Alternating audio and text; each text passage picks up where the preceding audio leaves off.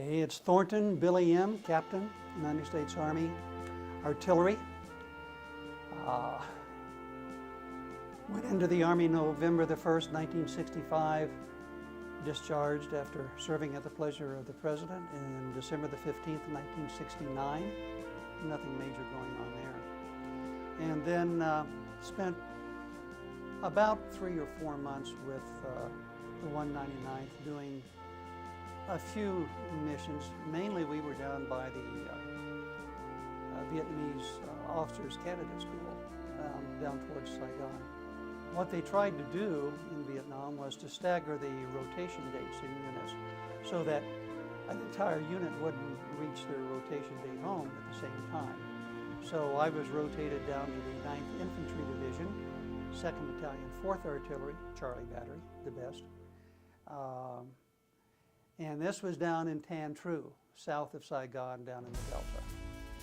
And there was a totally different physical environment, and things were a lot more active down there. Being in the artillery, we weren't on necessarily the front lines unless we had a mission, and then I would take 3 howitzers, put them underneath the helicopter, and would go out to God knows where, except I knew because I had the map.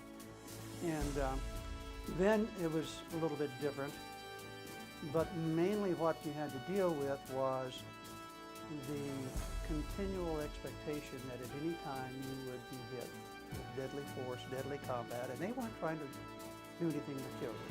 I went over in Vietnam on November the 25th, 1966, which is my birthday. And I was scheduled to come home November the 25th on my birthday. So I had basically 3 birthdays that year, and I aged more than that, I know. But anyway, my unit was scheduled for another mission. And so I controlled the howitzers. The executive officer in a firing battery is different than the executive officer in an infantry company. I controlled the 6 weapons, and we did a damn good job.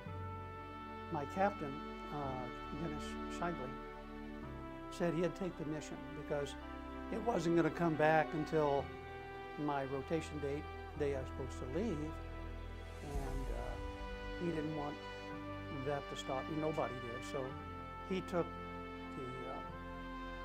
the 3 guns out. It was really, really hardly hit. One of my men, Sammy Davis, won the Medal of Honor in that engagement.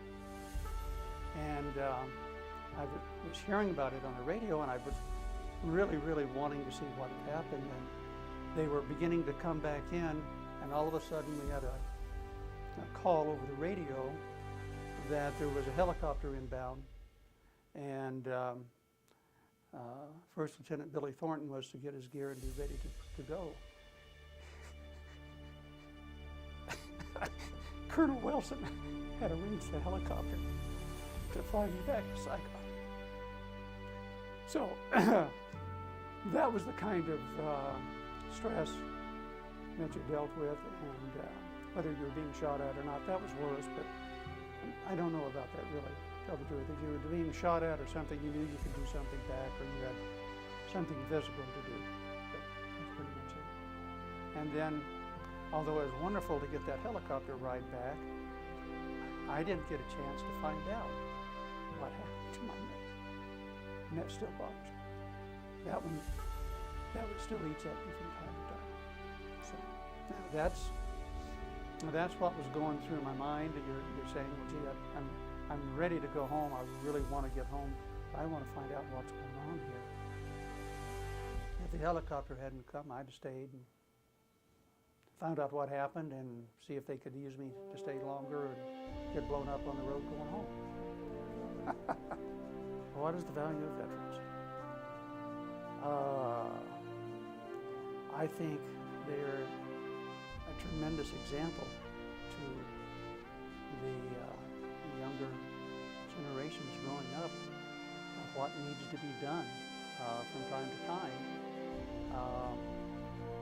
And that seems to say that it's only war that counts, and that's certainly not true. I mean, our veterans serve in non-wars and in humanitarian ways, and that's fantastic. And I think exposure of the people growing up to that kind of service, that kind of dedication to their country, whether it's wartime, whether it's behind the desk or out getting shot, dying. I think that's important for America, important for our younger people growing up.